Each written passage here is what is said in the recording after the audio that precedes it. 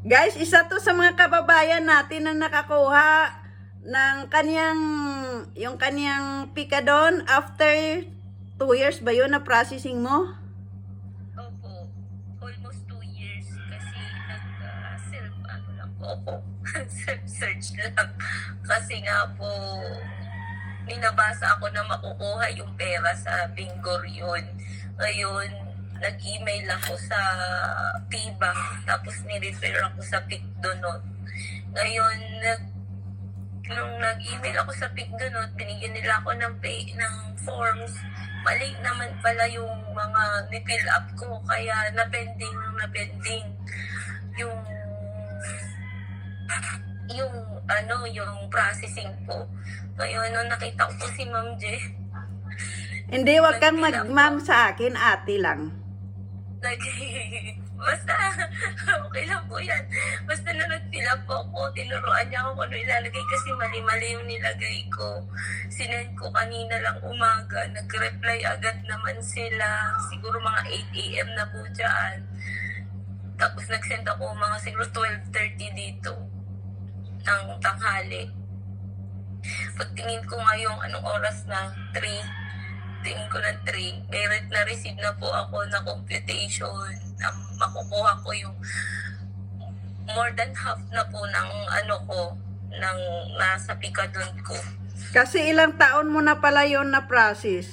Nag-process? Opo, umuwi ako 2022, nag-process ako 2023, waiting kasi hindi nila malaman kung paano siguro nila ipapadala, mali mo yung mga nilagay ko, yung walang thumb mark, walang perma ko na legit na perma, dapat handwritten lahat yung i-fill up pala. Tapos siguro kaya under processing kasi hindi sila maniwala na ako yun. Nung nakita ko yung post ni Ma'am Jen, yun po, 30 minutes lang siguro may computation na ako, ganun lang kabilis. Tapos waiting ng 30 days kung marireceive na yung pera. Oh, tapos isabihin mo yung experience mo, nagpunta ka na sa Cablaubed at Nung bago po ako umuwi, nag-chat ako sa Cablaubed, tsaka yung isang agency dyan sa Israel. At sabi nila, 100% wala na ako makukuha kasi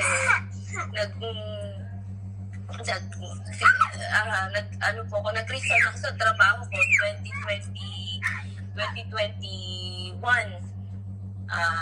2021 December.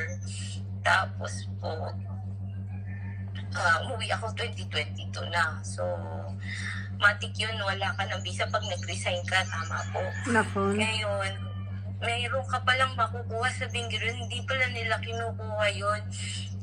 Ang meron siguro po akong may nabasa din ako sa internet, kaka-search ko din, merong article sa internet na nagsasabi na every month nagle-less ng 15% o every month kung gaano ka katagal dyan sa Israel up to 6 months ata, 100% aalisin na nila.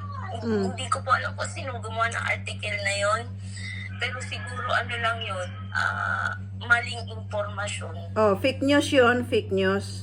Fake news po yun na article na ang sabi galing siya sa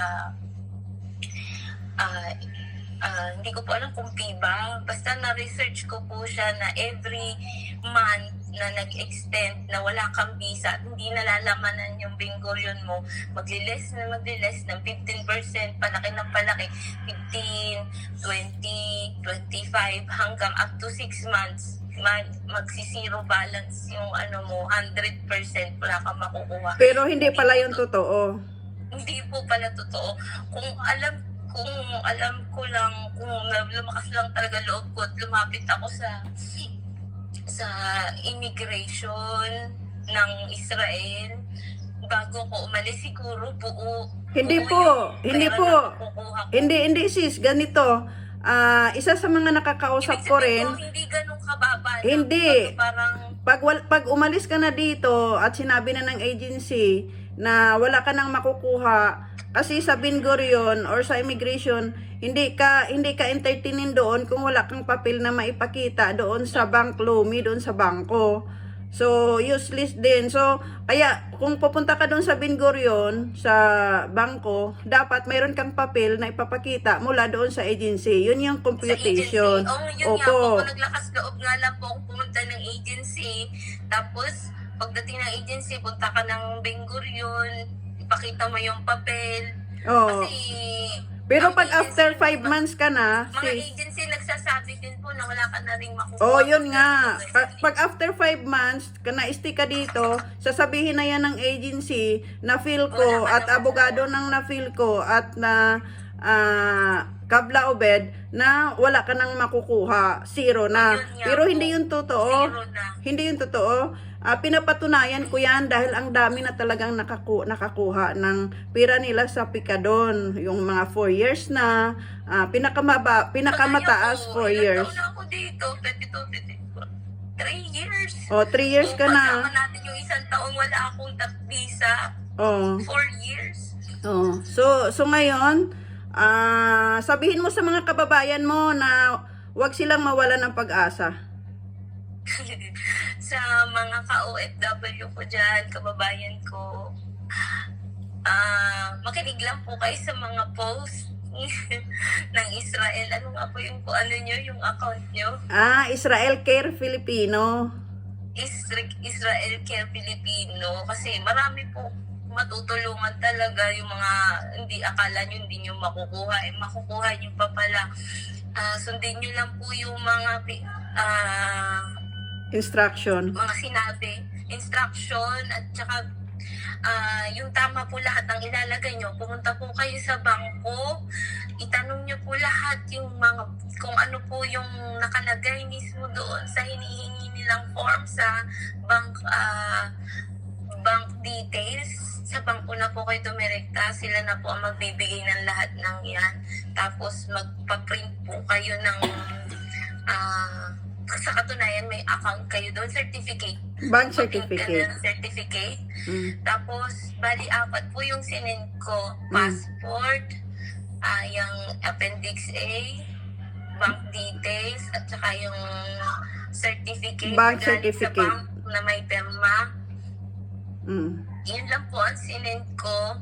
Tapos sinabi ko na ito yung requirements ko. Mm. Immediately, ibibigay nila agad sa inyo yung computation, waiting for 30 days. Oh, Kung di ba? di ma-receive, mag-email back lang. Pero umiyak ka talaga kanina. Naiyak talaga ako, ma'am, kasi kayo talaga agad ang tinawagan ko, hindi yung partner ko, hindi yung nanay ko. Kasi kung hindi ko nakita yung post nyo, wala. Kung di ko po sinubukan, hindi ko tinanong kayo o naglakas loob akong mag-comment, hindi ko tsaka talagang blessing in disguise lang talaga na. Mabait ang Panginoon. Mabait ang Panginoon na gumagamit siya ng tao o instrumento para matupad o makuha mo yung gusto mo. Lalo na kung para sa'yo talaga at iyo naman talaga yon. Kasi kung hanggat na hindi trabahuhan po natin yan. Nako, Na yan. yes. Pinaghirapan natin yan. Napaka-unfair nga eh. Sobrang unfair. Bakit? Karapatan po natin yan. Karapatan natin kuhanin yan. Kung magkano natitira, huwag nyo pong hayaan na maubos na lang doon sa Ben Gurion. Kasi pinaghirapan po natin yan. Huwag po kayong maniwala na huwag po kayong gumaya sa akin na naniwala na lang sa kung anong nababasa sa internet. So, kung nandyan pa kayo sa Israel, balak nyo umuwi, sumadya kayo mismo sa immigration o kaya sa PIBA o sa meron pong address. Siya. Sige, niya. Thank you. Salamat. Sana wala nang magsasabi sa akin na mapitom. Hindi na makukuha yung pera dyan sa Picadon. Kasi ang dami kasing nagsasabi sa akin doon sa comment na hindi na yan makukuha, mapitom. Sabi pa niyan. Huwag kayong ma-discourage po. Huwag nyo na pong replyan. Huwag nyo na lang pong replyan. Proof na lang. Pakita nyo. Siya. Sige, salamat. Salamat po, ma'am. Sobrang thank you. Sige, wag ka nang Hindi ko umiyak. paano po ako babawi. Sige, sige na. Bye-bye. Yun po, salamat po. Bye.